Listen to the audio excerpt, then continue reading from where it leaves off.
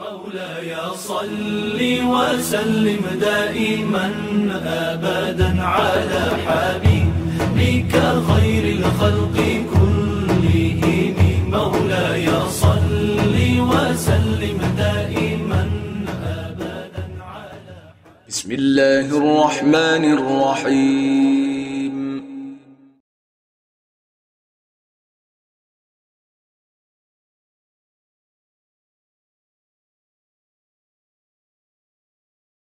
Assalamualaikum warahmatullahi wabarakatuh. Alhamdulillah rabbil alamin wa bihi nasta'in ala umuri dunya waddin, wassalatu wassalamu ala asyrafil anbiya'i wal mursalin wa ala alihi wa ashabihi ajma'in. Amma ba'd. Rabbi shrah li sadri wa yassir li amri wahlul 'uqdatam min lisani yafqahu qawli. Alhamdulillah, di pagi hari ini kita dipertemukan oleh Allah Subhanahu wa taala dalam taklim. Pada hari ini insyaallah akan dibahas tentang kitab Al-Hikam Ibnu Athaillah As-Sakandari. Mudah-mudahan kita dapat keberkahan dari ilmu dari Al-Hikam ini dan bisa mengamalkannya dalam kegiatan kita sehari-hari. Salawat serta salam tidak lupa kita haturkan kepada baginda kita, kekasih kita yang kita harapkan syafaatnya nanti, baginda Nabi Muhammad sallallahu alaihi wasallam, kepada anak keturunannya, kepada para sahabatnya, dan kepada kaum muslimin semuanya.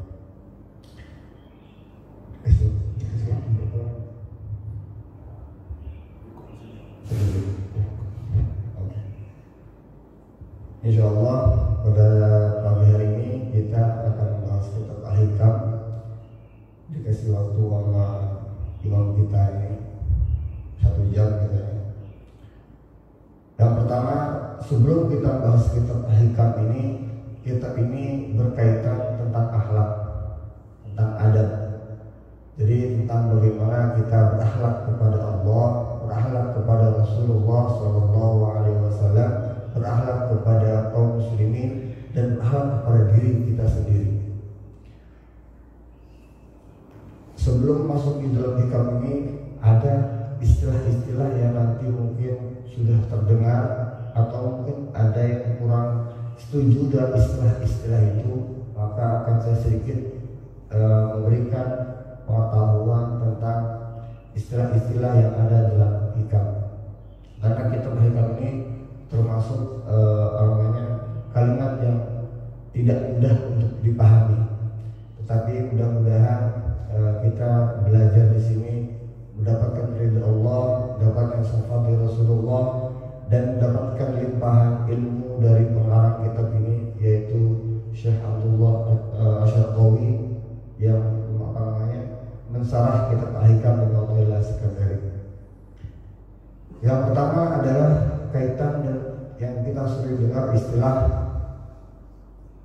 adalah syariat, thariqah, dan haqiqah, atau ada yang bilang istilah syariat, terus tarekat, dan hakikat. Yang kalau kita dengar itu di masyarakat umum ada yang mengatakan ini adalah sesuatu yang di luar Islam, sesuatu yang seolah-olah kata istilah-istilah baru. Bahkan ada yang membid'ahkan bahwa itu adalah sesuatu yang tidak ada di zaman Nabi Muhammad SAW. Jadi sebelum membahas hal ini, kita harus memahami dulu tentang syariah, thariqah, haqiqah, yang akan berkaitan semua dalam kitab Al-Hikam ini. Pada hakikatnya ini adalah hanya istilah, tapi pengamalannya sudah ada pada zaman Nabi Muhammad SAW. Seperti halnya kita membaca Al-Quran. Kita membaca Al-Quran sekarang tidak sama dengan Al-Quran di zaman Nabi Muhammad SAW. Di zaman Nabi belum ada istilah titik, nun, ba, ta, itu semua sama. Nah, di zaman kita sudah ada. Dan urutannya tulisannya seperti yang dalam Rasul Usmani itu yang sekarang kita baca, ada wakofnya, ada ininya, ada fathah, ada tanwin. Itu zaman Nabi nggak ada. Kalau mengatakan setiap apa yang di zaman Nabi tidak ada itu dibid'ahkan, maka kita pun bid'ah dalam baca Al-Quran. Ya kan? Nah, yang kedua, kita sebelum baca Al-Quran harus mengetahui ilmu tajwid. Apakah ilmu tajwid ada zaman Nabi? Tidak ada. Ilmu tajwid, waqaf, bagaimana memulai Al-Quran, jika mulai dari ini, bagaimana cara bacanya. Terus ketika ada fathah dan tanwin bertemu dengan hamzah wasl, bagaimana cara bacanya. Itu ada imalahnya. Istilah-istilah itu tidak ada di zaman Nabi, tetapi dibikin oleh para ulama untuk memudahkan orang-orang setelah Nabi, karena tidak semua yang beragama Islam itu dari Arab. Maka ulama-ulama ini mereka berijtihad untuk memahami bagaimana untuk bisa orang-orang mempelajari Islam, mempelajari Al-Quran dengan cara yang baik dan benar. Maka adalah penyusunan. Yang kedua, tentang orang memahami Al-Quran, terjadi baca Al-Quran, terus memahami tentang Al-Quran. Memahami Al-Quran pada awal itu tidak ada keterangan tafsir. Yang kita sering dengar tafsir At-Tabari, tafsir Jalalain, Ibnu Katsir, dan yang lain sebagainya. Itu di zaman Nabi nggak ada. Apakah jika kita ingin memahami Al-Quran langsung kita baca Al-Quran dengan terjemahan selesai? Apakah terjemahan benar-benar sesuai dengan apa yang diharapkan oleh Rasulullah SAW? Nah, maka ilmu tafsir dan perangkatnya pun ada asbabun nuzul, ada nasikh dan mansuknya. Itu semua tidak ada di zaman Nabi, tapi sudah langsung diamalkan oleh Nabi. Untuk memudahkan kita orang-orang setelahnya, para ulama menyusun kitab tafsir supaya orang-orang sesuai memahami Al-Quran sesuai dengan apa yang diharapkan oleh Rasulullah SAW. Kita memahami Al-Quran bukan kehendak kita memahami Al-Quran bukan kemauan kita. Menurut saya Bismillahirrahmanirrahim itu artinya begini. Menurut saya tidak bisa, menurut saya tidak boleh kita memahami Al-Quran menurut hawa nafsu kita. Tapi memahami Al-Quran adalah sesuai dengan tuntunan dari Nabi Muhammad SAW. Maka dalam tafsir pun ada syarat-syaratnya orang mufassir. Seorang yang menafsir Al-Quran punya syarat-syarat. Dia harus hafal Al-Quran sebelumnya, dia harus tahu bahasa Arabnya, bagaimana hukum.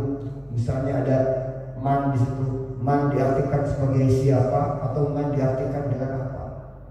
Itu tafsir berbagai macam. Untuk memahami Al-Quran, untuk menafsiri Al-Quran itu banyak syaratnya. Dari bahasanya, nahwu sharafnya dia harus menguasai, dari segi-segi yang lain. Tadi yang disebutkan asbabun nuzulnya, asbabul wurudnya, urutan Al-Qurannya, mana yang lebih dahulu, ada hukum yang ditutup, ada hukum yang baru, dan yang lain sebagainya. Itu tidak ada di zaman Nabi, tapi harus praktek oleh ulama ini berpikiran sangat jauh. Pada zaman nanti tidak semuanya orang mengerti bahasa Arab, tidak semuanya orang mengerti, maka disusun. Maka ada istilah ilmu tafsir dengan perangkatnya. Terus dari kata-kata Rasulullah, dari tingkah laku Rasulullah, ada istilah hadis. Memahami hadis pun tidak tidak semua kita baca kitab hadis Sahih Bukhari dengan terjemahannya, tidak bisa juga. Terkadang Rasulullah bersifat diam. Kenapa diamnya Rasulullah? Ada apa saat itu diam? Itu apapun yang dikerjakan Rasulullah menjadi hukum. Jadi intinya kita mempelajari apapun itu adalah kita mempelajari sosok dari Nabi Muhammad Sallallahu Alaihi Wasallam. Kita membaca Al-Quran, bagaimana supaya kita membaca Al-Quran sesuai dengan Rasulullah Sallallahu Alaihi Wasallam. Maka dalam baca Al-Quran ada qiraah, sab'ah dan lain sebagainya. Dari hadis Tidak semua hadis itu kita terima. Ada yang sahih, ada yang dhaif, ada yang hasan, ada hasan bil ghairi, dan yang lain sebagainya. Dan hadis pun tidak begitu juga. Ada rijalul hadis, orang yang meriwayatkan hadisnya bagaimana, dia siqah kan. Maka ilmu tentang apapun yang tentang sesuatu yang tidak ada di zaman Nabi itu ada, tidak semuanya adalah bid'ah, tidak semuanya adalah tertolak. Yang sering didengar oleh kita ulang-ulang yang ada ustaz-ustaz yang ada di YouTube, itu kan yang kita dengar, yang sering di-share sama orang, kullu bid'atin dhalalah wa kullu dhalalatin finnar. Semua yang tidak berasal dari Nabi adalah bid'ah, dan semua bid'ah itu adalah sesat, dan yang sesat itu pasti di neraka. Maka jika kita memahami hadis ini dengan hadis sahih, bukan berarti hadis ini tidak sahih. Hadis ini sahih, tapi konteksnya bagaimana dalam hadis ini. Oke, kembali kepada kitab Hikam Ibnu Athaillah Sakandari. Yang pertama adalah di sini tadi disebutin bahwa tentang ada istilah-istilah yang mungkin agak asing, yang mungkin ada sebagian masyarakat yang ilfil, kurang suka dengan istilah-istilah ini, seperti istilah syariah, thariqah, dan haqiqah. Nanti ada istilah kasyaf, ada istilah ma'rifah. Ustaz Fauzi semoga lebih paham tentang hal ini. Dalam kita memahami ini, maka kita tidak bisa lepas harus mengetahui istilah syariah, thariqah, dan haqiqah. Apa itu syariah? Syariah itu adalah segala apapun dari suatu ibadah yang kita kerjakan, apapun yang kita kerjakan, apapun yang dilakukan oleh Rasulullah, itu akan bernilai ibadah, akan bernilai syariah. Misalnya Rasulullah sebelum masuk WC beliau berdoa. Maka apa yang dilakukan oleh Rasulullah menjadi sunnah, menjadi syariah, tuntunan bagi kita untuk mengikutinya. Keluar WC, kakinya yang mana yang didahulukan ketika masuk, mana yang didahulukan ketika keluar. Terus ketika beliau makan, bagaimana cara beliau makan, itu semua yang dilakukan oleh Rasulullah menjadi ilmu, menjadi tuntunan bagi kita. Maka Rasulullah itu basyarun wa laysa kal basyar. Beliau itu adalah junjungan Nabi besar kita Muhammad sallallahu alaihi wasallam, adalah manusia, tetapi tidak sama dengan manusia yang lain. Banyak dari kita tidak mencintai Rasulullah. Baik dari kita hanya ketika mendengar Rasulullah SAW, ya biasa aja. Tidak ada sebentar dalam hati, tidak ada kerinduan pada Nabi, tidak ada rasa cinta pada Nabi. Kenapa? Karena tidak tahu siapa Rasulullah, siapa sosok Rasulullah. Tidak mengalahkannya, tidak mengharapkannya dalam mimpinya, tidak memperbanyak salawat kepadanya. Karena kenapa? Tak kenal maka tak sayang. Kita tidak mengetahui Rasulullah, bagaimana kita akan mencinta kepada Rasulullah? Bagaimana kita akan mencintai Rasulullah kalau kita tidak tahu siapa sosok Rasulullah? Sosok Rasulullah, kata Rasulullah, ana madinatul ilm, saya adalah kotanya ilmu. Maksudnya apa? Ilmu semua yang kita pelajari ini adalah ilmu, merdekakan dari ilmu dari Rasulullah Sallallahu Alaihi Wasallam. Kitab tafsir yang tadi dijabarkan itu intinya apa? Bagaimana kita bisa memahami ilmu dari Rasulullah Sallallahu Alaihi Wasallam. Kitab hadis yang kita pelajari semuanya pendekatan dari bagaimana kita bisa menjadi Rasulullah Sallallahu Alaihi Wasallam dalam tingkah lakunya. Dan intinya bagaimana kita menumbuhkan rasa cinta kepada Rasulullah Sallallahu Alaihi Wasallam. Walaupun Rasulullah itu betul basyarun, beliau adalah seorang manusia yang punya darah, punya daging, beliau menikah, beliau makan, beliau tidur dan lain sebagainya. Seperti halnya dengan kita. Apakah sama makan beliau dengan makan kita? Apakah sama tidur beliau dengan makan kita? Apakah sama zikir kita dengan zikir beliau? Apakah sama sholat kita dengan sholat beliau? Maka jika kita tidak seperti ini, kita bukan apa-apa. Kita bukan siapa-siapa. Kita tidak bisa dibandingkan apa-apa sama beliau. Semakin kita mengetahui beliau, semakin kita cinta sama beliau, semakin kita menggebu-gebu untuk selalu mengingat beliau. Perbanyak salawat kepada baginda Nabi Muhammad Sallallahu Alaihi Wasallam. Ini adalah syariah. Syariah adalah semua tingkah laku syariah. Yang kedua adalah thariq. Thariq itu kan asal kata thariqul jalan. Bagaimana kita jalan menuju Allah, bagaimana jalan menuju Rasulullah SAW. Karena thariq lebih, kalau syariah adalah tingkah jawarih dan anggota badan kita. Kita salat Allahu Akbar, tangan kita terangkat begini, lisan mengucapkan Bismillahirrahmanirrahim, Alhamdulillahirabbil alamin, dan seterusnya sampai semua itu adalah syariat. Tetapi ketika kita masuk ke thariqah, itu lebih kepada hati, gerak hati. Jadi ketika kita salat Allahu Akbar, Bismillahirrahmanirrahim, lisan kita mengucapkan basmalah, tetapi akal kita di mana saat itu? Hati kita ada di mana saat itu? Apakah masih kepikiran, aduh, tadi ketika sholat subuh pintu rumah kayaknya belum kekunci, takut ada maling, atau ada yang masih menanggung hutang, ketika sholat kepikiran sama hutang. Apakah ini sudah sesuai dengan sholatnya Nabi Muhammad SAW? Maka kita belajar ilmu syariat, bagaimana tingkah gerak yang secara zahir, yang nampak kita pelajari. Dan ilmu thariqah itu bagaimana hati kita pun menuju Allah. Maka jangan istilah ilfil kepada istilah thariqah. Nah, namanya thariq, namanya jalan itu bermacam-macam. At-turuq ilallah, jalan-jalan menuju Allah. Jadi istilah kita adalah banyak jalan menuju Roma, istilah kita. Tapi at-turuq ilallah adalah tata cara bagaimana kita jalan menuju Allah dengan cara apapun. Ada orang yang mendekatkan diri kepada Allah lewat sedekah. Ada orang yang mendekatkan diri kepada Allah lewat tahajud yang lain. Ada orang yang mendekat kepada Allah dengan cara dia berbanyak puasa dan lain sebagainya. Ini adalah thariqah secara umum. Nah, setelah itu adalah haqiqah. Haqiqah adalah hakikat dari segala sesuatu. Ini lebih lagi. Kalau syariah adalah badan kita, tangan kita, kaki kita melangkah, apakah kita sesuai dengan apa yang diharapkan oleh Allah? Apakah langkah kita ini diridhoi oleh Allah dan Rasulullah? Itu adalah gerak anggota badan. Dan ketika kita mempelajari thariqah adalah bagaimana hati kita selalu bersama Allah, bagaimana hati kita selalu dalam pengawasan Allah.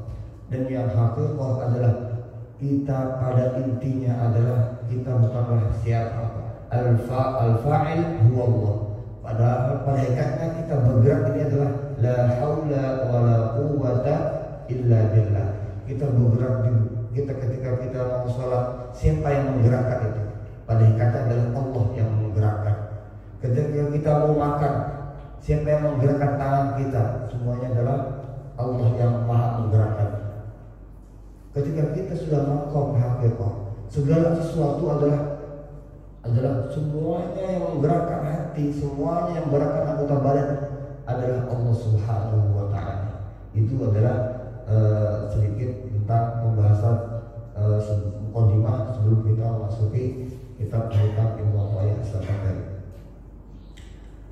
Kitab Ibnu Athaillah As-Sakandari ini adalah bait-bait, berisi bait-bait yang mana isinya ada beberapa bait, enggak banyak, cuma yang mensyarah, yang menjelaskan tentang hikam itu banyak sekali.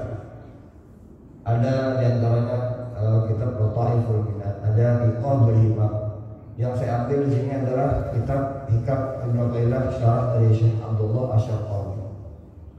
Syekh Asy-Syarqawi sebelum membahas Ibnu Athaillah, Syekh Asy-Syarqawi ini saya pernah berziarah ke tempat beliau ketika saya lagi jalan-jalan ke Kairo. Saya menemukan ada kubur itu di daerah Tahrir, di daerah Kairo dekat dengan Madinatul Bu'us Al-Islamiyah. Di seberang itu ada kuburan banyak sekali, dan di pinggir jalan ada tersendiri kuburan. Kalau kuburan di Mesir itu tidak sama dengan kuburan di Indonesia. Kalau kuburan itu terkenal ada angker, mengerikan, dan kalau kuburan di sana itu banyak sekali kuburan kayak rumah-rumahan, cuma tidak ada gentengnya, cuma ada tembok sekelilingnya, ada pintunya. Nah di dalamnya banyak orang tunawisma, orang yang tidak memiliki rumah. Di dalamnya ada kulkas, ada TV, ada meja, ada alat dapur, semuanya ada. Mereka tunawisma yang tidak memiliki rumah, itu rumahnya di kuburan-kuburan. Jadi kuburan di sana ramai.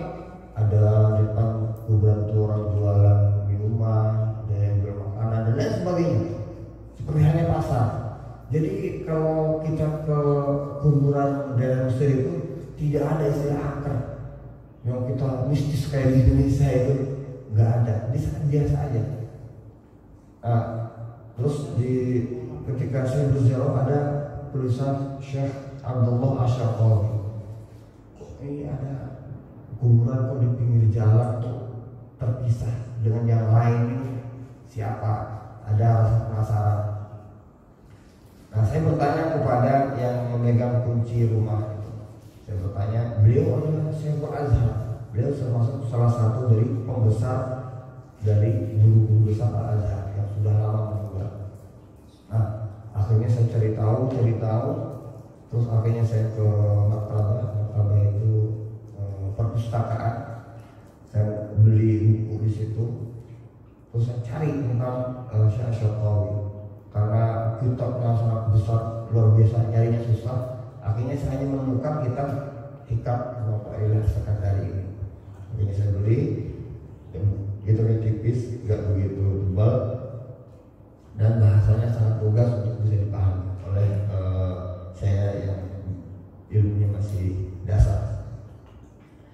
Kalau Ibnu Athaillah Sekandari ini adalah kuburannya ada di Muqattab, di gunung, di Jabal Muqattab. Ada gunung di Mesir, masih wilayah Kairo juga, mungkin sekitar setengah jam dari Madinatul Munawwarah Al-Islamiyah atau dari Masjid Al-Azhar sekitar setengah jam. Di puncak Jabal Muqattab ada kuburan beliau, ada sendirian itu seperti ini, megah. Ada tempat sholatnya, ada musolanya. Nah di situ kalau di seberangnya kuburan banyak, cuma nggak terurus. Sedangkan kuburnya Ibnu Athaillah Sekandari itu sangat terawat sekali dan yang ziarah banyak. Seperti halnya Wali Songo kalau di Indonesia. Cuma kalau di Wali Songo kan banyak yang minta duit kalau kita ziarah. Di sana nggak ada.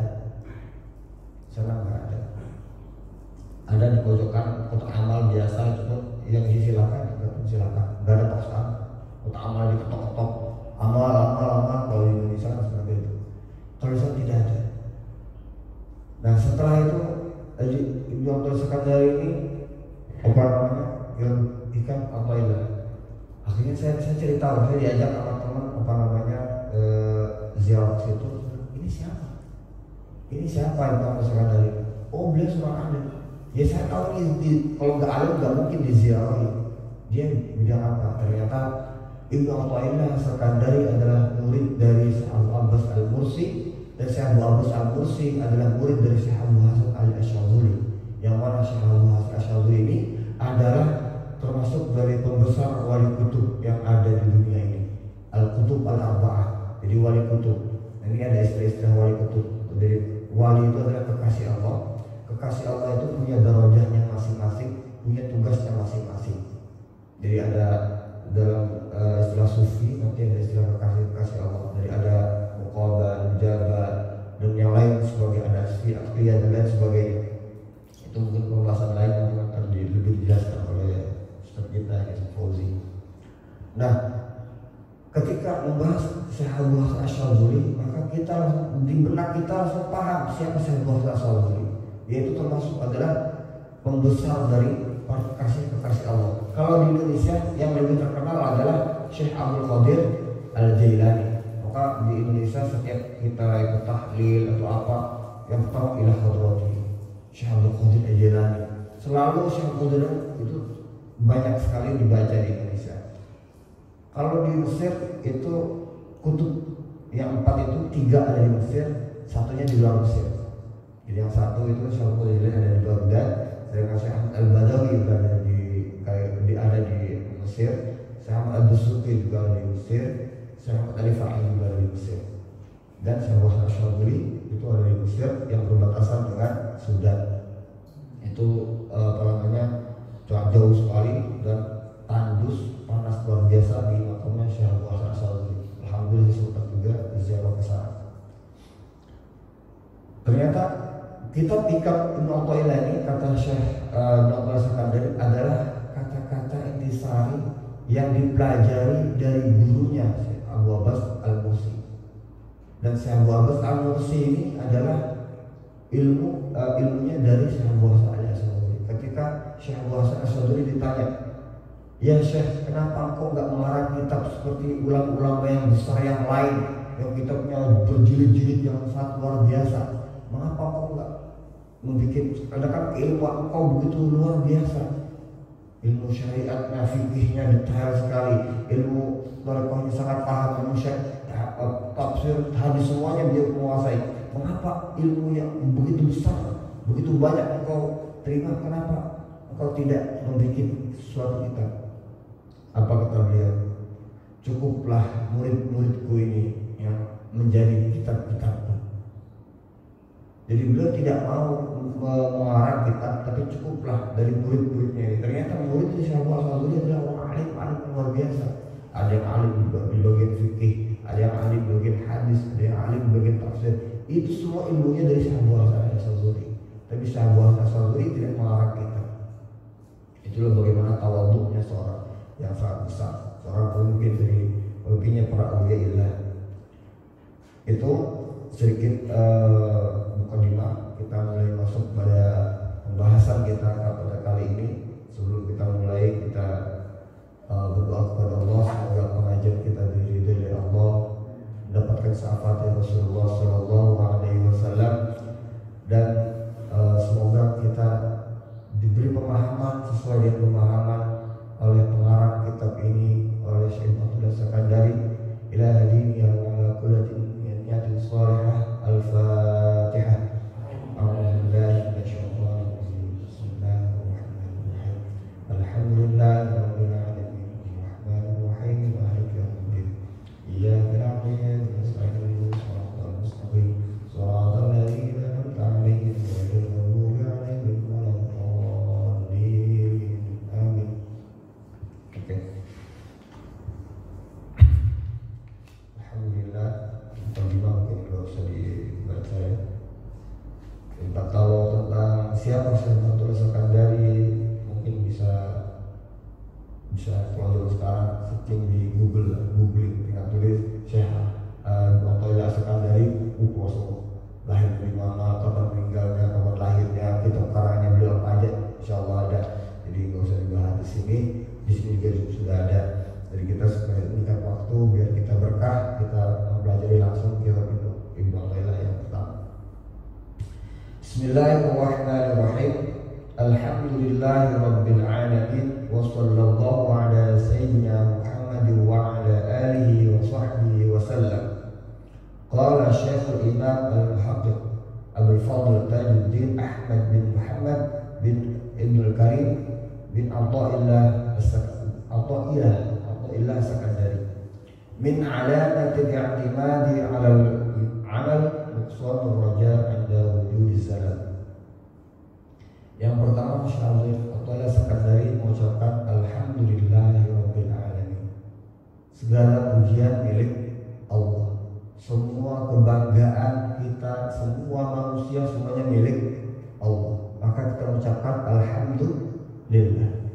Jika ada orang dia alim, maka dia kealimannya pada ikatnya dari Allah, maka dia tidak berhak untuk sombong tentang kealimannya pada ikatnya dari ilmunya Allah. Maka alhamdulillah. Ketika ada orang kaya, pada ikatnya kaya adalah milik Allah. Allah lah yang memberikan kekayaan itu. Maka yang maha kaya adalah Allah. Alhamdulillah. Jika ada orang yang ganteng, pada ikatnya siapa yang memiliki kegantengan itu? Mereka adalah bagian dari turunan Allah yang maha ganteng al-jamal. Maka kembali kepada Allah, alhamdulillah. Jadi ketika kita alhamdulillah, maka kita membacanya dengan penuh ketawaduan, karena kita ini bukan siapa, kita ini bukan apa-apa, cuma kita diberi titipan oleh Allah sedikit ilmu, diberi titipan sedikit akal, diberi titipan sedikit kekayaan dan sebagainya. Malaikat adalah milik Allah yang kapanpun jika Allah mau ambil, diambil. Kita tidak bisa menolak apa yang kita miliki, karena malaikatnya adalah milik Allah. Maka yang pertama kali diucapkan dalam kitab beliau adalah alhamdulillah. Maka ada Al-Fatihah pun ketika kita baca alhamdulillah jangan hanya di lisan, maka renungilah dalam hati bagaimana semua dalam milik Allah akan kembali kepada Allah. Inna lillahi wa inna ilaihi raji'un. Jadi ketika kita alhamdulillah, semuanya milik Allah, semua kebanggaan milik Allah, semua kebesaran milik Allah, semua keadilan milik Allah, semua kegatangan, kecantikan semuanya milik Allah. Ketika ucapkan alhamdulillahirabbil alamin, yang dibahas, yang ditulis adalah Rabb. Setelah alhamdulillah terus Rabb. Rabb itu adalah Tuhan. Tuhan itu dalam Al-Quran, dalam bahasa Arab banyak, ada Rabb, ada ilah. Itu sama artinya adalah Tuhan. Tetapi kenapa kok diambil bahasa Rabb ketika alhamdulillahirabbil alamin? Maka ketika saya dulu sedikit ngaji kuping ketika di Kairo tentang makna Rabb, makna Rabb itu Tuhan itu maksudnya apa? Rabb itu adalah sifat Tuhan yang maha mendidik, yang maha mengayomi, yang maha melindungi, yang maha memperbaiki. Nah, kenapa dipakainya Rabb ketika alam? Alhamdulillahirabbil alamin. Alam itu adalah sesuatu selain Allah. Jadi kalau Allah namanya Khaliq, selain Allah namanya makhluk. Semua makhluk ini adalah disebut dengan alam. Setiap yang alam pasti akan rusak. Sedangkan Allah, Tuhan, Al-Khaliq pasti ajari, qadim, pasti terdahulu dan kekal selama-lamanya. Sedangkan Al-Alam pasti fani, pasti rusak. Maka pertama adalah alhamdulillahirabbil alamin. Segala pujian semuanya milik Allah, semua kebanggaan milik Allah. Rabbul alamin, Tuhan yang mengayomi, yang memperbaiki, yang mengajarkan alamin pada setiap alam. Alam ini rusak diperbaiki lagi oleh Allah. Siapa yang rusak? Manusia. Yang merusak alam kebanyakan di bumi, ya, di bumi. Karena kita tinggal di bumi, kita nggak tahu di planet lain, nggak pernah tahu bagaimana di luar selain bumi. Kita yang ada aja dulu. Itu adalah makna dari Rabbul Alamin. Maka kalau dalam tauhid itu ada istilah tauhid uluhiyah, rububiyah, yang pernah sedikit kita belajar tentang tauhid. Setelah mengucapkan segala pujian milik Allah, Tuhan semesta alam, wa sallallahu ala sayyidina Muhammadin, beliau berikan salawat kepada Rasulullah sallallahu alaihi wasallam, karena hakikatnya ilmu yang kita pelajari ini adalah dari Rasulullah sallallahu alaihi wasallam. Kita mempelajari bentuk keluarnya Rasulullah, dari fisiknya Rasulullah, itu akan jadi ketika fisiknya kita pelajari, itu bagaimana beliau makan, beliau minum, bagaimana beliau menikah, bagaimana beliau berjalan, itu menjadi sunnah yang tadi sudah disebutin. Ketika beliau diam, ketika ada dog itu semacam kadal, dog CTW bukan kadal, biawak gitu. Itu para sahabat pada waktu itu memakan dog, terus memberikannya setelah dibakar, dimasak, diserahkan kepada Rasulullah. Rasulullah hanya diam, tidak ikut makan, atau beliau diam dan tidak melarang. Maka menjadi hukum tata. Berarti Rasulullah tidak makan berarti bukan suatu sunnah, dan Rasulullah tidak melarang berarti tidak haram. Diamnya Rasulullah aja menjadi hukum. Apabila ada hadiah, ada sedekah, ketika Salman Al-Farisi ketika penasaran tentang Rasulullah, maka dia mengatakan, ya Rasulullah, ini sedekah dariku. Rasulullah tidak makan. Ketika ya Rasulullah, ini hadiah dariku, Rasulullah makan. Nah, itu semua menjadi hukum. Apa yang dilakukan Rasulullah menjadi hukum. Maka apa yang menjadi diri Rasulullah, apalagi dari hati Rasulullah, apalagi dari ruh dari Rasulullah, maka semuanya menjadi keilmuan yang sangat luar biasa. Maka sudah sepatutnya kita sebagai umatnya untuk mencintai beliau, memperbanyak sholawat, yang mana sholawat itu diperintahkan oleh Allah Subhanahu Wa Taala, dan Allah pun yang berselawat. Inna Allah wa malaikatahu yusalluna 'alan nabi ya ayyuhalladzina amanu sallu 'alaihi wa sallimu taslima.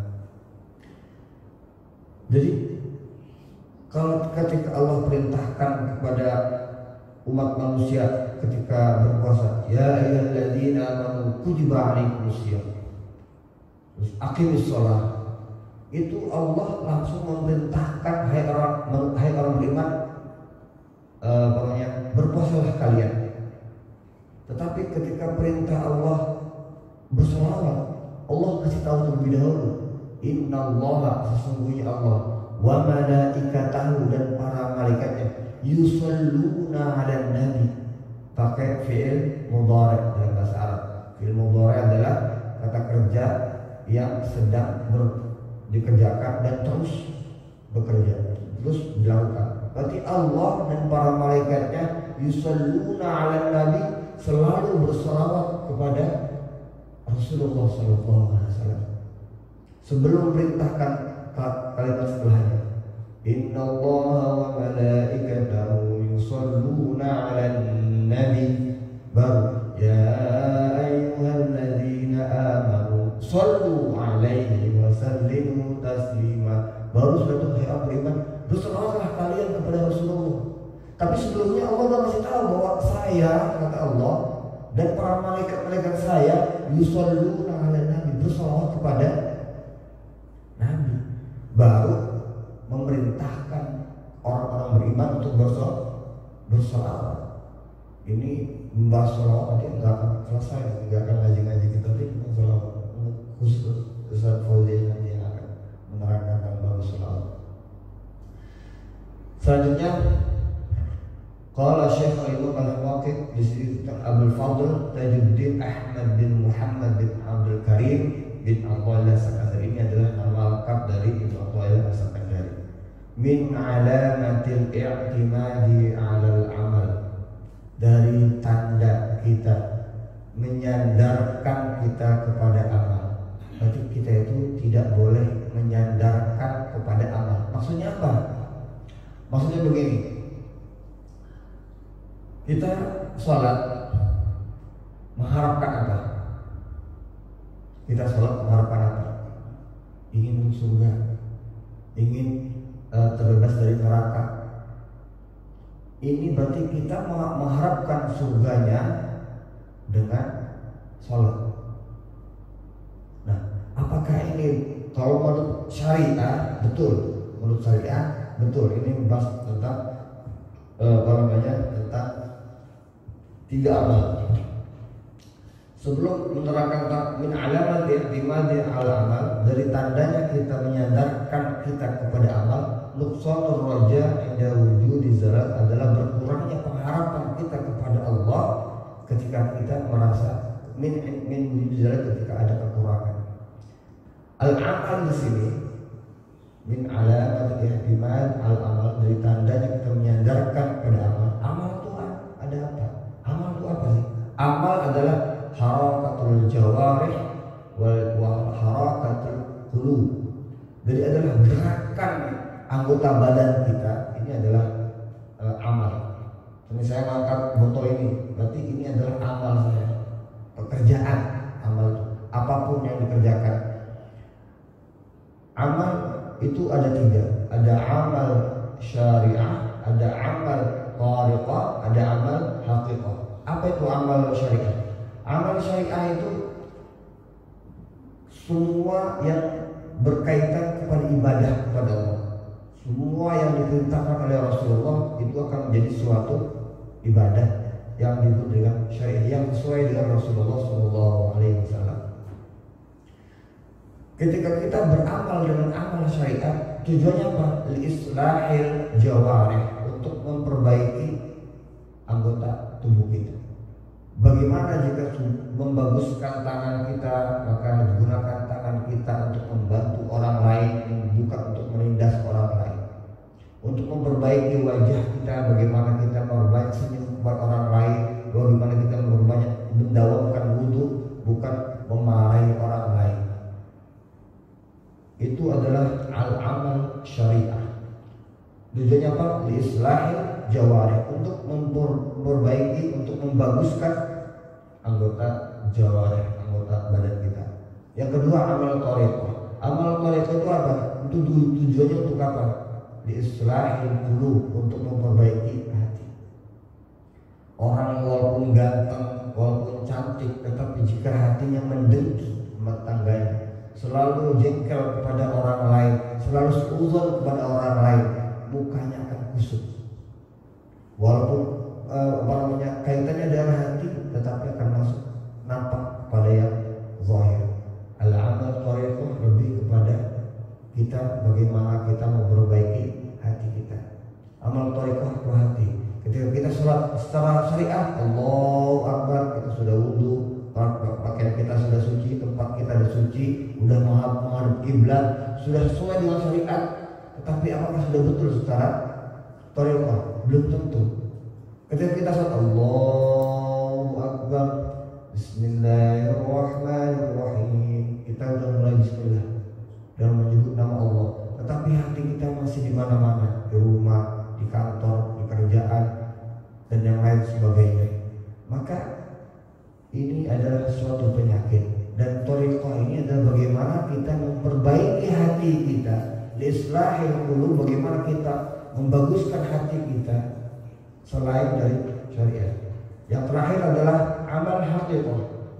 Amal haqiqah tingkatannya di atas dari amal yang tadi. Jadi tujuannya apa? Liislahil arwah, untuk memperbaiki ruh kita. Dalam diri kita ada namanya jasad. Jasad ini tangan yang kita nampak ini, jasad. Di dalam jasad ini ada segumpal daging, namanya jantung. Secara zahir itu adalah jantung, tetapi secara batin ada istilahnya hati. Kalau secara zahir adalah jantung yang berdetak, tetapi secara di atasnya secara maknawinya adalah hati. Terkadang pikiran kita sama hati kita bentrok berbeda. Biar gampang, misalnya kita mau mencuri. Nah, kita mau mencuri, hati kita udah nolak. Ini nggak boleh. Tapi akal, oh iya nggak boleh. Akhirnya akal akan di akal ini, antara akal, hati biasanya berperan, ditambah dengan nafsu, an-nafs. Maka dalam diri manusia ada namanya jawarih, ada akal, ada qalb, ada nafsu. Yang mana antara nafsu dengan di hati ini sering berperan, sering bertentangan. Nafsu ini selalu arah kepada kejelekan. Inna nafsal amaratu bisu. Inna nafsal amaratu bisu. Sungguhnya nafsu itu selalunya mengarahkan kepada kejelekan. Makan pengen yang enak, minum pengen yang enak, pakaian pengen yang bagus, kendaraan pengen yang keren, istri pengen yang cantik. Itu secara naluri. Tetapi itu tidak semuanya dilarang. Tapi bagaimana kita bisa sesuatu yang tadi itu sholat yang bagus itu menjadi sesuatu yang halal, itu ada caranya. Nah, maka dalam diri kita ada namanya nafsu, ada qalb, hati, ada akal. Nah, maka dari ketiganya itu pentingnya adalah ilmu. Nah, ilmu juga ada ilmu dari Allah, ilmu minallah, ada ilmu minasyaitan, ilmu dari syaitan. Yang keduanya saling bertentangan. Nah, kita sebagai manusia, dalam diri kita ada hati, ada nafsu, ada akal yang selalunya digunakan oleh kita. Tapi banyak orang yang tidak mengoptimalkan itu. Belum lagi kalau dalam Thariqah akan dibahas tentang dari dalam hati itu. Dalam qalb itu ada namanya lub, dalam lub ada namanya fuad, dalam fuad ada lagi dalamnya lagi namanya latifah. Yang latifah ini bagi menjadi 7 latif dan lain sebagainya. Untuk masuk dalam situ terlalu dalam untuk dibahas. Kita bahas yang paling luarnya aja dulu, hati. Karena kita bahas hati aja nggak akan selesai. Hati, kalau yang disebut dengan qalb. Nah, ini adalah amal dari amal ada 3. Min alamat i'timad alal amal. Tandanya kita menyandarkan sesuatu kepada amal itu bagaimana? Nuqsatul raja inda wujudi zalal. Berkurangnya pengharapan kita kepada Allah. Seolah-olah ketika kita contoh, ketika kita lagi malas tahajud, kita merasa jauh dari rahmat Allah. Seolah kita merasa bermaksiat sama Allah. Secara syariat bagus, tetapi secara hakikat nggak bagus. Karena rahmat Allah meliputi siapapun. Rahmat Allah meliputi siapapun. Orang masuk surga bukan karena amalnya. Orang masuk surga bukan karena sholatnya. Orang masuk surga bukan karena puasanya. Loh, kalau gitu ya dong, kita gak usah aja sholat kalau gitu. Salah juga. Kita seorang syariat harus ikuti ketentuan-ketentuan yang ada. Maka dalam belajar ilmu syariat, thariqah, haqiqah itu harus ada urutannya. Kita tidak boleh belajar ilmu thariqah sebelum ilmu syariatnya matang. Kita sholat secara syariat harus tahu. Harus di tempat, cara berwudu bagaimana, jika kita berwudu dari air yang kurang dari 2 bulan hukumnya bagaimana, tata caranya wudunya bagaimana, menghilangkan najis bagaimana, menghilangkan hadas bagaimana, hadas kecil, hadas besar bagaimana. Ini membahas tentang hukum syariah aja itu sangat dalam. Maka ada istilah kita fikih. Sebelum fikih ada usul fikih dan lain sebagainya, ini sangat dalam. Untuk menuju ilmu thariqah itu harus matang terlebih dahulu syariah. Karena kalau orang yang syariahnya belum matang, maka ketika dia mempelajari ilmu thariqah dan haqiqah, banyak yang tersesat di tengah jalan. Kayak tadi membahas tadi. Kalau masuk surga bukan karena sholat, ya udah kalau bisa nggak sholat aja. Yang penting saya mengharapkan ridho Allah. Ini yang bermasalah. Nah, ketika mempelajari ilmu thariqah, kita harus memiliki seorang guru seperti halnya kita mempelajari ilmu syariat. Dan kita mempelajari ilmu syariat harus ada guru. Kita tidak boleh belajar dari Google. Kita tidak boleh belajar, harus ada gurunya. Kita ngaji Al-Quran tidak boleh lewat dari bacaan, habis itu kita merasa paling alim. Karena kita tidak bisa memprakteknya kalau tanpa seorang guru. Mempelajari ilmu syariat aja harus ada gurunya, apalagi ilmu thariqah. Kalau mempelajari ilmu syariat kita harus datang ke seorang ulama, seorang yang alim, ulama, kita mempelajari ilmu syariat sampai tidak betul-betul mempelajari ilmu syariat dengan benar. Karena kalau ilmu syariat salah, maka ke atasnya akan salah. Karena ilmu syariat adalah fondasi. Jika fondasi itu nggak kuat, maka tidak akan kuat menopang bangunan di atasnya. Seperti sholat seperti itu. Jika sholatnya salah, maka sedekah apa itu akan tertolak. Seperti halnya itu adalah ilmu syariah, maka ilmu syariah harus mapan, harus kuat, harus kokoh supaya kuat menopang bangunan di atasnya. Itu thariqah dan haqiqah. Nah, kalau guru kita ilmu syariat, langsung alim, ulama, kiai, seorang yang ngaji yang bisa. Kalau ilmu thariqah kita mempelajari seorang mursyid, seorang yang mengerti tentang gerakan hati, bagaimana supaya jauh dari dengki, bagaimana mungkin dari hasud, riya dan lain, ujub takabur dan lain sebagainya. Itu adalah yang mengerti bab itu adalah seorang mursyid, seorang guru ruhani yang mengerti tentang gerak hati. Dan ilmu hakikat itu di atasnya lagi. Amal syariah itu banyak. Amal syariah itu banyak. Sholat, zakat, haji. Tapi pada intinya ilmu syariah itu ada 3. Taubah, takwa, istiqamah. Ilmu syariah, kita sholat merasa kalau kita sudah diterima sholatnya, padahal belum tentu sholat kita itu betul. Maka ketika habis sholat, Assalamualaikum warahmatullahi, Assalamualaikum warahmatullahi, apa yang kita baca setelahnya?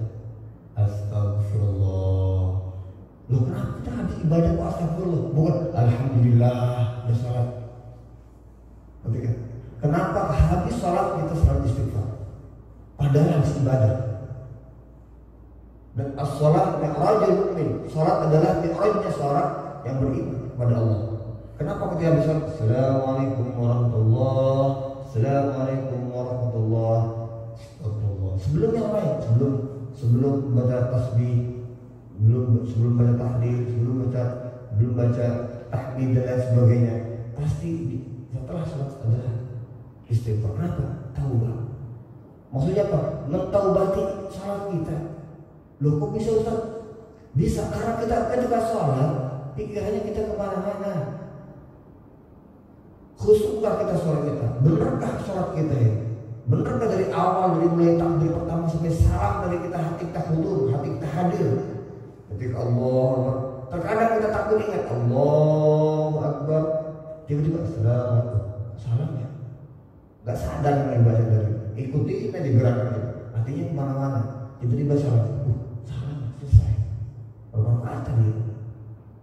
Nah, kejadian seperti itu adalah sesuatu yang salah menurut ilmu thariqah. Maka kita mentaubati sholat kita, karena sholat kita belum sesuai dengan apa yang diharapkan oleh Allah, apalagi sesuai dengan Rasulullah SAW.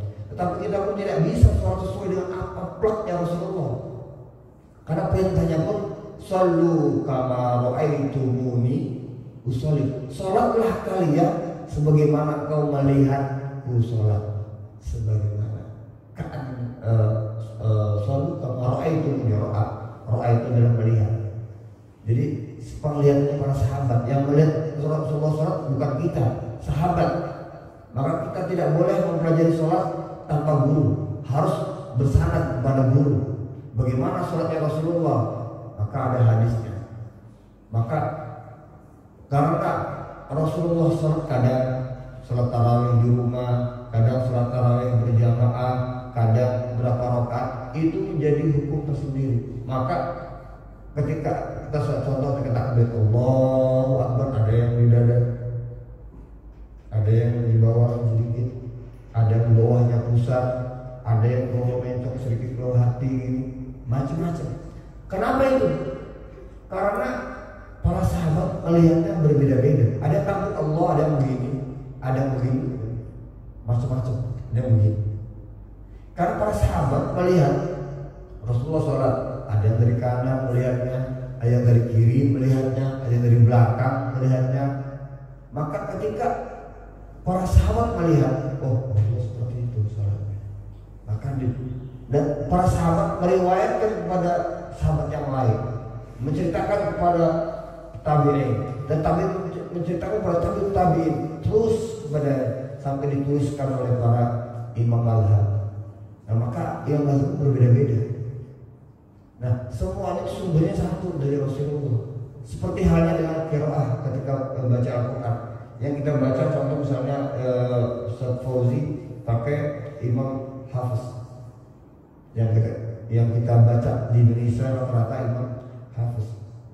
Maka ketika misalnya ketika baca Wadduha, kan kita dengar ada kaset dengar suara Muammar ZA yang kata yang Wadduha yang dibaca dengan malah dengan dimiringkan.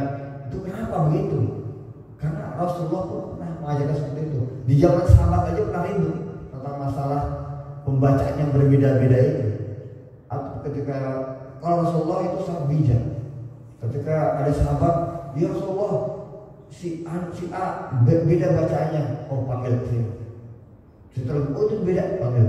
Nah, setelah ketemu Rasulullah, coba kamu baca bagaimana Al-Fatihahnya. Oh begini, kamu begini, kamu begini, kamu. Apa Rasulullah? Kamu betul, kamu betul, kamu betul, kamu betul. Itu yang Rasulullah. Tujuannya apa Rasulullah itu? Rasulullah tahu tidak semua orang di dunia ini lisannya sama. Tidak semuanya orangnya sama dengan orang Arab. Nah, maka Rasulullah memberikan qiraah yang bermacam-macam untuk memudahkan. Cara bahasanya pun beda-beda. Seperti dalam Al-Fatihah ada yang memanjangkan Maliki Yaumiddin, ada yang beda Maliki Yaumiddin dan lain sebagainya. Dalam makna berubah. Malik gitu kan, Malik itu berbeda. Tetapi nanti itu qiraah bagiannya ilmu Quran, bagian ilmu Islam Fauzi. Masya Allah, saya kemana-mana bahasnya. Oke, balik lagi ke sini. Amal syariah itu tidak jauh dari taubah. Nah, setelah taubah, kita taubati kita. Jangankan kita berbuat maksiat, jangankan kita berbuat maksiat. Ketika melihat yang bukan yang dihalalkan, kita melihat yang diharamkan oleh Allah, kita ngomong yang tidak sesuai dengan apa yang diridai oleh Rasulullah, kita tidak melangkah tetapi tidak dia diridai oleh Allah, itu kita harus tahu. Bahkan kita mentaubati salat kita, mentaubati sedekah kita, benarkah sedekah kita? Loh kok sedekah ada benar ada salah? Kalau orang bersedekah niatnya supaya kaya, kalau dia bersedekah supaya dipuji sama orang, supaya dia terkenal dermawan, maka ini adalah sesuatu yang salah, maka harus diperbaiki, diistighfar, ditaubati. Maka yang pertama adalah taubah. Inti dari amal syariah itu adalah taubah. Pintu dari semuanya adalah taubah. Yang kedua adalah takwa. Takwa dalam menjalankan perintah Allah dan menjauhi segala larangan. Itu secara gampang aja, tapi prakteknya sangat susah. Dalam kita sholat Jumat, ittaqullaha haqqa tuqatih wa la tamutunna illa wa antum muslimun. Gampang selalu sholat khatib ucapkan ittaqullah, tapi benarkah dia takwa kepada Allah? Yang ketiga adalah istiqamah. Apakah kita sudah istiqamah sholat kita, istiqamah sedekah kita, istiqamah zikir kita, istiqamah tahajud kita, istiqamah sholat duha kita? Inti dari amal sedekah itu 3, walaupun banyak, cuma intinya ada 3 dalam kitab Iqadul Himam, Ibnu Ajibah, salah kitab. Yang kedua adalah amal thariqah. Amal thariqah intinya ada 3, walaupun banyak, ada zuhud, ada Quran, tapi di sini ada 3, ada ikhlas. Yang kedua adalah asyir, dan terakhir tumainah. Ini ada urutannya. Yang pertama ada ikhlas. Kita beribadah ikhlas lillahi ta'ala. Yang kedua adalah ikhlas, yang kedua adalah asyid, jujur. Jujur, percaya penuh kepada Allah. Maksudnya apa? Ketika kita sholat, Allahu Akbar, banyak orang sholat ikhlas, bukan riya. Banyak orang ikhlas, tetapi apakah dia benar asyid, jujur di sholatnya? Kayak contoh, inna sholati wa nusuki wa mahyaya wa mamati lillahi rabbil alamin. Apakah ibadah kita, tingkah laku kita, hidup kita, mati kita itu lillah, hanya mengharap Allah? Apakah kita bekerja itu lillah? Terkadang kita terpaksa kerja, yang penting saya bisa dapat duit, masih makan anak istri, yang penting bukan lillah. Maka ketika orang bekerja enggak lillah, maka dia kerjanya tidak optimal, karena dia mengharapkan gaji, bukan mengharapkan ridha Allah. Maka mari kita belajar bersama-sama ke diri saya sendiri pribadi, untuk memperbaiki diri sendiri. Mari kita meningkatkan kualitas ibadah kita, meningkatkan kinerja kita, supaya kita dari Allah, dicintai oleh Rasulullah SAW. Amal thariqah yang ketiga adalah tumakninah. Cirinya adalah dia tenang hidupnya. Dia merasa apapun itu lillahi ta'ala. Maka orang yang selalu tenang hidupnya, selalu dia merasa Allah selalu melindunginya, Allah selalu merahmat cobaan semuanya dari Allah, maka apapun dia dikasih dari Allah, dia ridho, dia ikhlas, maka orang ini adalah sudah tenang hidupnya. Amal haqiqah adalah muraqabah. Muraqabah itu adalah mendekatkan diri kepada Allah. Nah, maksud muraqabah bagi kita adalah kita selalu merasa diawasi oleh Allah. Kita selalu diawasi oleh Allah Akbar. Kita merasa diawasi oleh Allah. Karena kita dalam iman Islam dan ihsan, dalam hadis tentang iman Islam ihsan itu anta'budullaha ka'annaka tarah fa illam takun tarah fa innahu yarah. Jadi ketika kita beribadah kepada Allah, seolah-olah kita melihat Allah. Ka'annaka tarah, seolah engkau melihat Allah. Aduh, saya nggak bisa melihat Allah nih. Bagaimana kita bisa melihat Allah? Kita nggak bisa melihat Allah. Maka fa illam takun tarah, jika kamu nggak mampu untuk melihat Allah, fa innahu yarah, sungguhnya Allah melihat engkau. Jadi kita Allah, kita merasa bahwa kita diawasi oleh Allah. Jadi kita gak berani untuk pikiran kita, hati kita kepada selain Allah. Maka ada istilah dalam thariqah adalah hudur, hadir akal kita, hadir hati kita ketika sholat. Paling tidak apa yang kita baca kita sadar, bukan hanya memahami, cukup sadar. Tingkat kedua baru memahami yang kita baca.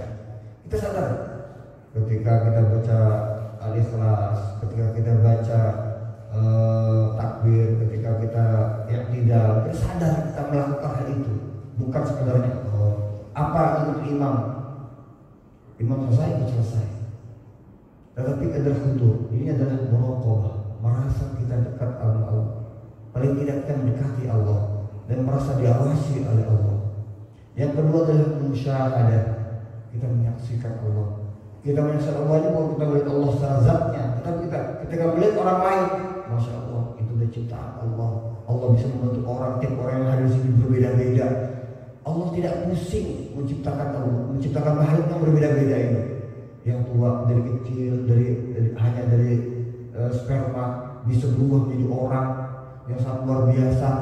Itu merupakan melihat luar biasanya Allah.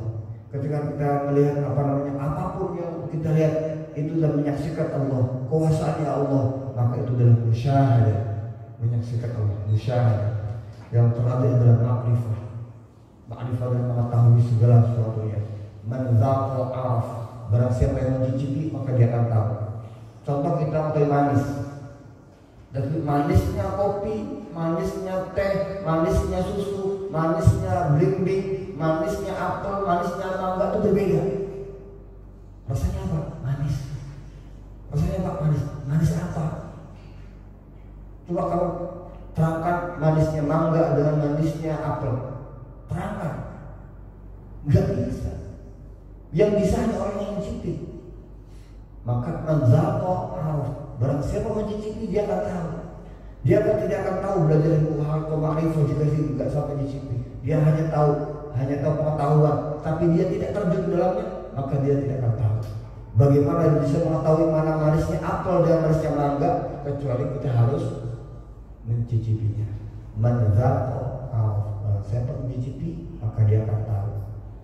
Terkadang orang tahu mencicipi tapi tidak tahu teorinya. Pokoknya manis tadi. Kalau terjadi potongan mengandung glukosa sekian, sekian gitu kan, tidak tahu.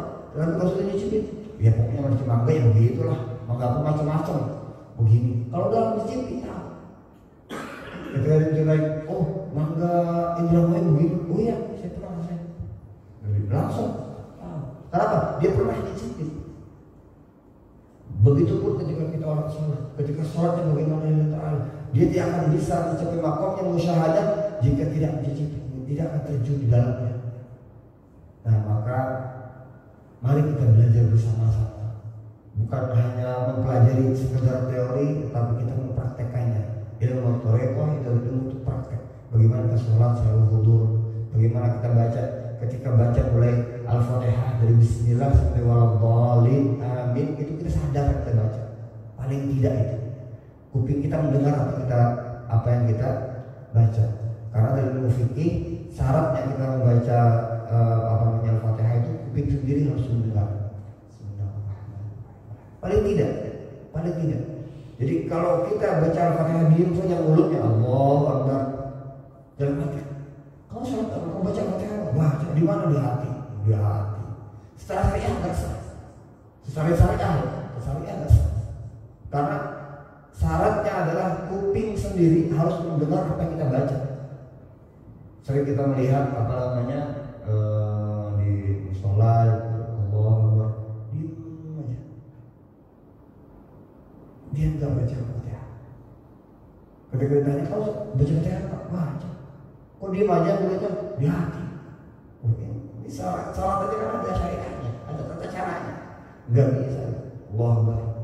Yang disebut Allahu Akbar, sehingga Allahu Hamidah, Allahu Akbar, selesai. Maka apa yang membekas dalam hatinya dalam sholatnya, apa yang didapat dari ibadahnya jika hanya seperti itu. Na'udzubillah.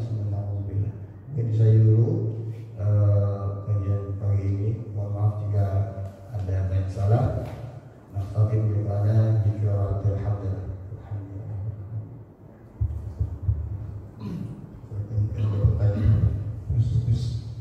Ya baik.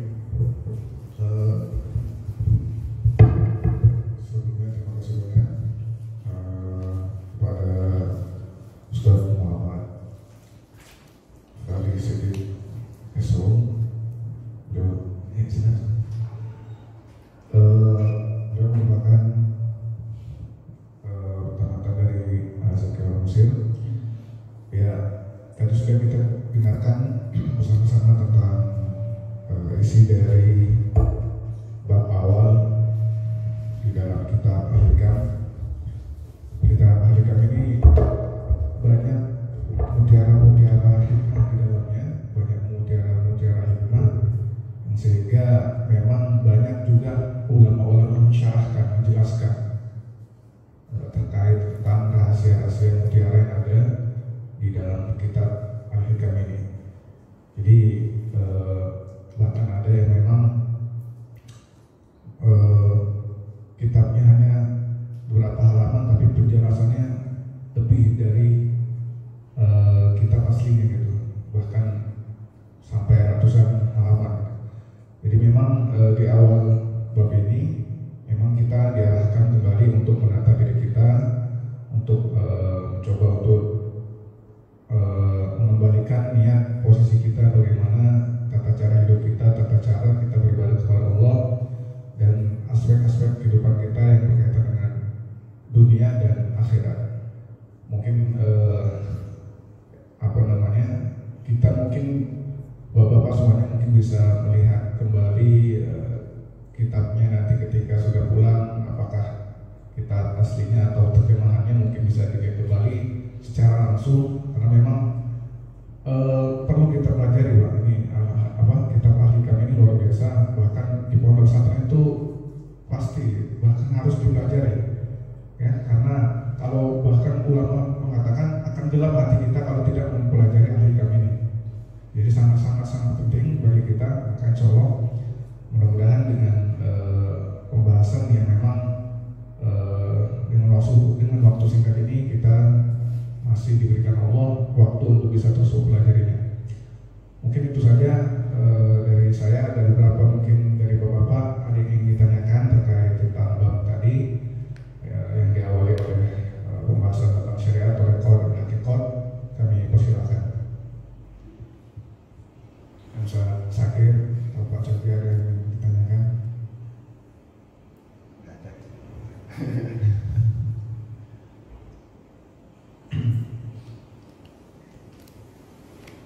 Ya, sambil menunggu waktu mungkin lagi dikumpulkan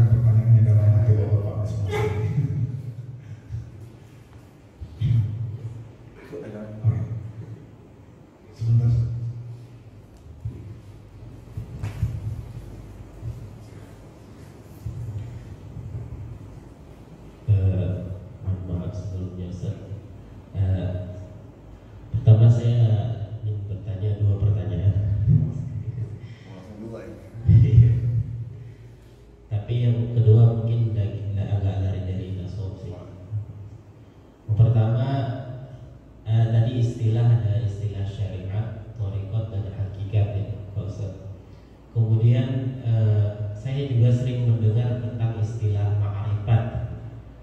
Ya, dan kira-kira ini ma'rifat ini masuk di kategori pelajaran tasawuf atau gimana?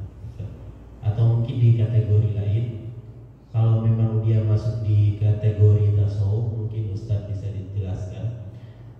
Kemudian satu lagi masalah pengucapan bacaan sholat tadi saya tertarik, tapi ini lari ke fikih ya. Ukurannya kan kita bacaan sholat kita itu telinga kita mendengar.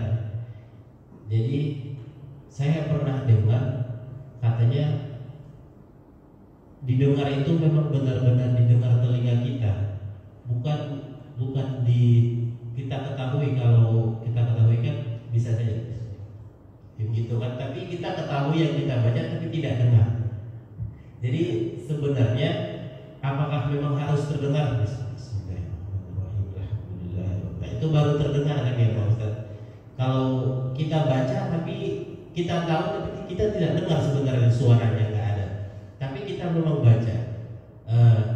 Kemudian terkadang kalau kita baca seperti itu telinga kita dengar.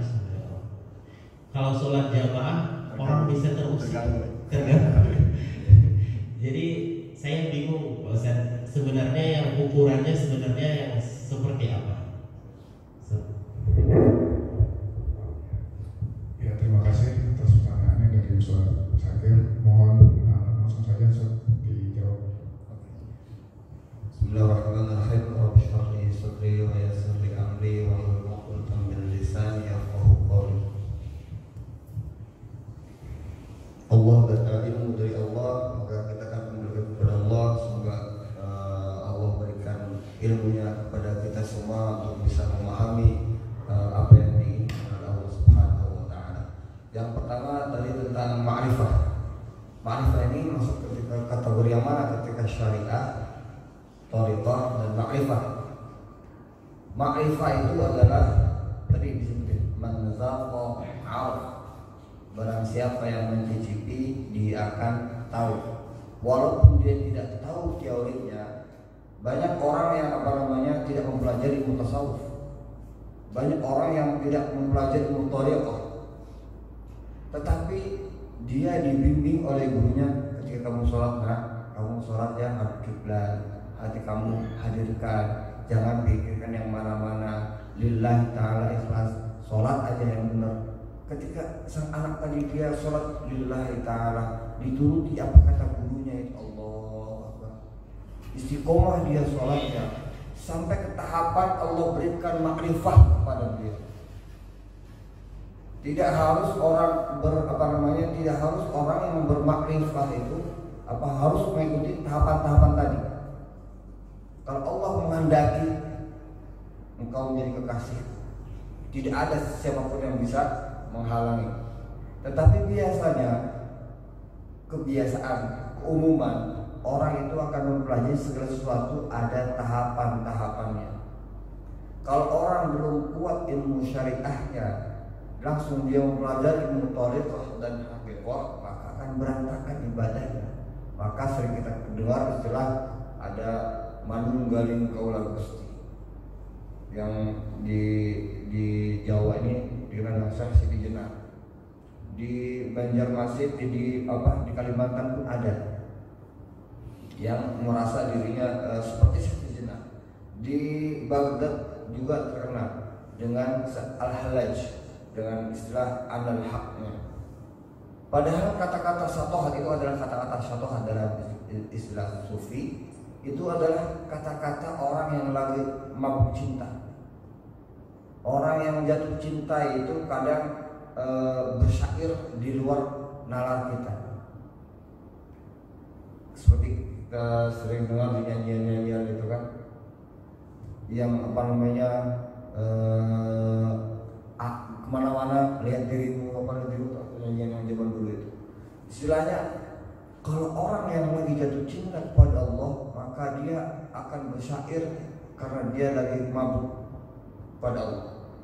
Syakar ilallah, mabuk bukan karena khamar, bukan karena makanan yang mengharamkan, tapi mampu karena cinta kepada Allah Subhanahu wa taala. Kembali kepada makrifah. Makrifah adalah salah satu bagian dari ilmu tasawuf. Nah, bermakrifah itu tidak harus dia setelah syariah, tidak. Dalam syariah pun dia harus bermakrifah, dia harus tahu. Makrifah itu adalah mengetahui, bukan katanya. Bukan katanya itu sholat itu harus begini, katanya itu harus begini, katanya enggak. Harus belajar. Ketika kita contoh dalam cara baca sering sekali kita dengar ketika iyyaka na'budu wa iyyaka nasta'in ihdinas siratal mustaqim.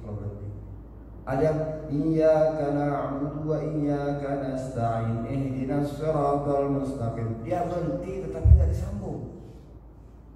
Bukan iyyaka na'budu wa iyyaka nasta'in ihdinas siratal mustaqim. Nah, kalau orang yang bermakrifah bisa dia melalui belajar dari gurunya. Nah, kalau kamu berhenti di iyyaka na'budu wa iyyaka nasta'in, berhenti.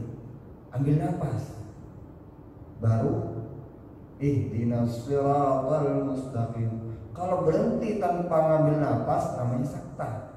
Iyyaka na'budu wa iyyaka nasta'in ihdinas siratal mustaqim. Siratal enggak boleh. Ini dari ilmu tajwid. Tapi kalau kita banyak sekali kita baca, jangankan imam, karena dia imam. Iyyaka na'budu wa iyyaka nasta'in ihdinas siratal mustaqim. Apalagi tarawih yang semuanya cepat. Dia bacanya diwakafkan, diberhentikan, tapi dia nggak ngambil nafas. Bismillahirrahmanirrahim. Alhamdulillahirabbil alamin. Arrahmanir rahim. Maliki yaumiddin. Iyyaka na'budu wa iyyaka nasta'in ihdinas siratal mustaqim. Satu nafas tetapi dia tidak mewasalkan. Maka tidak boleh. Bismillahirrahmanirrahim. Alhamdulillahirabbil alamin. Kalau disambung tidak boleh. Bismillahirrahmanirrahim. Alhamdulillahirabbil alamin. Tidak boleh. Kalau mau disambung Bismillahirrahmanirrahim. Alhamdulillahirabbil alamin. Seperti itu. Nah, kalau orang yang bermakrifah bisa melalui gurunya, nah begini cara bacanya. Kalau disambung Bismillahirrahmanirrahim. Alhamdulillahirabbil alamin. Kalau nggak disambung diberhentikan. Bukan Bismillahirrahmanirrahim. Alhamdulillahirabbil alamin. Bukan seperti itu. Nah, orang yang bermakrifah tidak harus belajar, tetapi kebiasaan keumuman sunnatullahnya orang yang akan bermakrifah itu melalui belajar. Karena ilmu Allah ada yang bersifat kasbi, ada yang bersifat wahdi. Ilmu Allah ada yang bersifat kasbi itu kita belajar, menemui guru. Itu namanya kasbi, kita belajar. 1 ditambah 1 sama dengan 2 guru mengajarkan. Itu namanya ilmu kasbi. Allah mengajarkan ilmu kita melalui perantara kita belajar sama guru. Belajar melalui proses belajar namanya ilmu kasbi. Yang kedua adalah ilmu wahdi, ilmu yang pemberian dari Allah. Yang mana Rasulullah itu adalah al-ummi. Rasulullah itu adalah ummi. Tapi beliau sangat fatanah, sangat cerdas. Ketika ditanya apapun yang berkaitan dengan apapun, beliau bisa menjawabnya. Kenapa? Dalam pantauan Allah, dalam wahyu Allah. Atau oleh sebagian kita sering dengar istilah ilmu laduni. Dia contoh Syekh Al-Masyarawi. Syekh Al-Masyarawi adalah seorang syekh Quran, seorang hafiz Quran yang sangat luar biasa sampai beliau punya banyak cabangnya. Itu adalah beliau nggak hafal Al-Quran pada awalnya. Kakaknya, adiknya hafal Al-Quran. Beliau datang ke situ, ke majmu'ahnya, ke tempat perkumpulannya kakaknya. Wahai kakakku, saya pengen ikut hadir situ. Dia hadir di halaqah itu. Yang lain pada hafalin. Dia cinta kepada Al-Quran, dia cinta kepada ahli Quran. Tapi beliau bukan ahli Quran. Beliau bisa baca Al-Quran, tapi dia tidak hafal Al-Quran. Sama kakaknya, takutnya dikhawatirkan ada apa yang mengganggu orang yang lagi menghafal Al-Quran, maka oleh kakaknya, "Nah, kamu di luar aja lah, jangan di sini. Kamu bukan orang hafal Al-Quran." Tujuan kakaknya adalah tidak niatan untuk menyakiti. Tapi tujuannya adalah supaya takut mengganggu orang santri-santrinya lagi menghafal Al-Quran. Tetapi Syekh Al-Ma'syarawi pada waktu masih muda itu merasa sakit hati. Kenapa? Saya ini cinta Al-Quran. Saya cinta mendengarkan mereka lagi menghafal Al-Quran. Mengapa saya dilarang oleh kakakku untuk mendengarkan Al-Quran? Akhirnya beliau masuk kamar, dia nangis kepada Allah. Ya Allah, jangan haramkan diriku untuk mendengarkan kalammu. Jangan haramkan saya untuk bisa menghafal Al-Quran. Karena saya mencintai kalammu ya Allah. Sampai beliau menangis sendirian tanpa sepengetahuan kakaknya. Sampai akhirnya dia menangis kepada Allah sampai dia tertidur. Dalam tidur beliau bermimpi diajari oleh seorang syekh guru Al-Quran sampai dihafal Al-Quran dalam mimpinya. Bahkan diajarkan oleh guru-gurunya sampai bertemu langsung diajarkan oleh Rasulullah SAW dalam mimpinya. Ketika bangun tidur hafal Al-Quran 30 juz. Syekh Al-Ma'syarawi akhirnya ketika selesai hafal Al-Quran dia kaget. Dia cuma tes hafalannya, apakah dia mimpinya itu tidak salah. Ternyata betul hafal. Maka dia datang menemui lagi ke kakaknya. Kata kakaknya, udah dibilangin jangan ganggu yang hafal Quran. Enggak kak, saya hafal Quran. Yang benar, mana orang percaya? Saya tadi bermimpi sama Rasulullah, saya diajarkan membaca Quran. Akhirnya dipanggil lah. Semuanya berhenti dulu aja Quran. Kita dengarkan. Adik saya ini bertemu dengan Rasulullah. Man ra'ani fil manam far'ani fil yaqظah. Barang siapa bermimpi dengan kata Rasulullah, maka dia benar-benar bermimpi. Seperti dia halnya melihat kita sadar seperti ini. Katanya beliau diajarkan oleh Rasulullah membaca Al-Quran sampai menghafalkan Al-Quran. Maka kita perdengarkan. Beliau baca Al-Quran dari awal sampai akhir tanpa salah sama sekali. Subhanallah. Ini adalah ilmu laduni, ilmu dari Allah langsung. Ya Allah kasih. Nah, jadi ilmu seperti ini tidak mustahil bagi Allah. Tanpa perantara bagi Allah ngasih ilmu kepada siapapun. Yu'ti may yasha. Allah memberi ke siapapun. Kayak tadi, kakak yang hafal pontang-panting susah, adiknya hafal pontang. Beliau hanya dalam mimpi. Tapi kesolehannya kita tidak tahu. Beliau soleh luar biasa. Ini contoh ilmu laduni. Yang mana kaitannya dengan ilmu ma'rifah. Jadi ma'rifah itu pengetahuan pada apapun. Mengetahui, intinya udah mengetahui. Mengetahui bisa dengan cara kasbi, dengan cara belajar tahapan-tahapannya dari TK ke SD ke SMP, SMA, kuliah, itu adalah tahapan yang wajar. Tetapi ada ilmu yang Allah kasih tanpa perantara itu, namanya ilmu wahyi atau dikenal dengan ilmu laduni. Allah a'lam. Terus ada pertanyaan tentang apa tadi? Sholat ya, ketika mendengar ya. Secara fikih, kalau fikih kita baca fikih itu bukan satu mazhab. Fikih itu bermazhab-mazhab. Yang kita kenal mungkin yang masyhur yang diterima di dalam Ahlus Sunnah wal Jamaah ada 4. Nah, di Indonesia lebih khusus lagi ada mazhab Syafi'i. Mazhab Syafi'i yang masyarakat banyak lagi, ada dari Nawawi, dari yang ini banyak lagi sampai kepada guru-guru kita.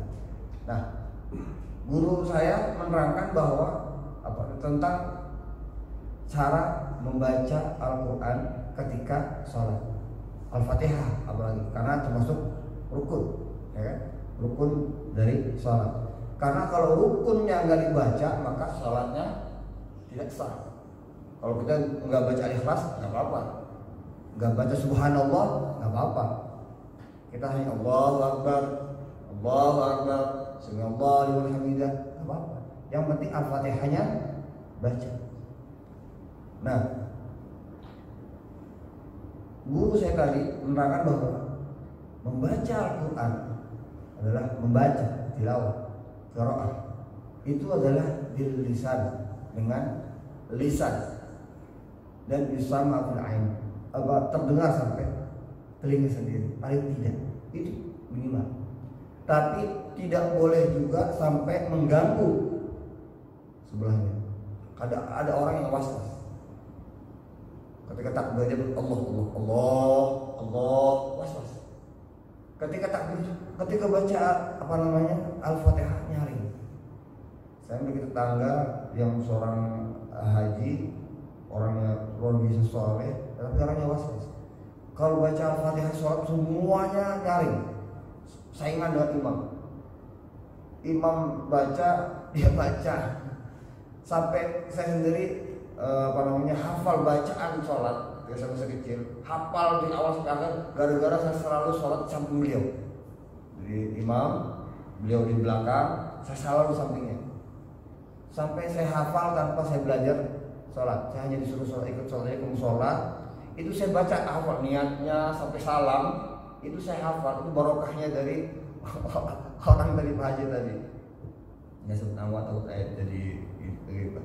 Tapi ini adalah satu, ada manfaat pada pribadi, tapi ada orang yang terganggu dari bacaan tadi. Ada yang ketika maka kita paling tidak kita mendengar. Bismillahirrahmanirrahim. Paling tidak kita mendengar.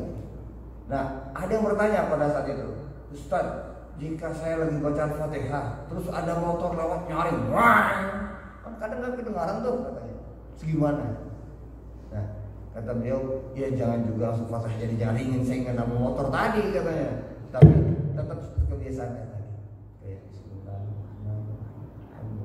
Karena itu akan menambah tentram tumakninanya hati. Kalau orang yang dibaca di hati enggak talaffuz, mempengaruhi. Karena talaffuz itu ada bagian dari ibadah. Kita baca Al-Qur'an, baca Yasin. Kita baca Yasin dengan disuarakan, dengan tidak baca Yasin hanya di dalam hati. Cepatan mana? Cepatan di hati. Itu baca Al-Qur'an, apalagi yang biasa simak Al-Qur'an. Kalau bacanya, kalau ada di undangan baca Al-Quran, kalau bacanya dilafazkan, itu akan lebih lama. Tapi kalau dibaca di hati, satu baris sekali, satu safhah. Nah, tetapi bagian lafaz itu adalah bagian dari ibadah lisan, ibadah megang Quran, ibadah memandang, sama dan sholat. Maka utama mana? Kalau lihat utamanya adalah utama mana kita mengucapkan Al-Fatihah dengan tidak mengucapkan Al-Fatihah dengan dilafazkan, maka pasti utama dilafazkan. Tentang kalau masalah tadi sah tidaknya secara fikih, guru saya mengatakan, mengikuti guru saya adalah tidak sah kalau sampai telinga sendiri tidak terdengar, karena bagian dari fikih. Karena minimalnya kuping sendiri itu mendengar. Tapi juga jangan sampai terlalu nyaring sampai mengganggu sebelahnya. Wallahu a'lam. Karena saya ikutin pendapat dari guru saya. Mungkin ada guru yang lain, kan mazhab bilang banyak. Dari mazhab Syafi'i aja banyak yang berbeda-beda. Wallahu a'lam.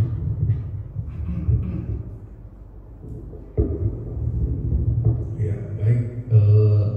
Mungkin ada yang bertanya lagi, Bapak-bapak,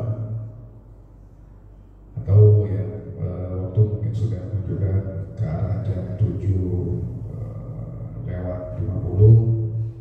Kita sudahi saja, karena mungkin kita juga akan melakukan kegiatan yang lain. Insyaallah gotong royong Pak ya. Insyaallah. Ya, itu saja yang mungkin bisa kita petik pada hari ini terkait tentang kitab Al-Hikam atau Al-Asy-Syafi'i. Mudah-mudahan waktu yang tadi yang sudah kita dengarkan tadi bersama-sama menjadi arahan pegangan buat kita untuk bisa menata diri kita kembali menuju kepada Allah SWT dan benar-benar beribadah, dan niat kita hanya Allah Ta'ala. Amin amin ya rabbal alamin. Syukur, terima kasih banyak Ustaz telah menyempatkan waktu kesini. Mudah-mudahan di lain waktu kita akan bisa bertatap muka kembali dan bersilaturahmi kembali dalam suasana kajian kitab Al-Hikam ini. Dan Bapak-bapak semuanya juga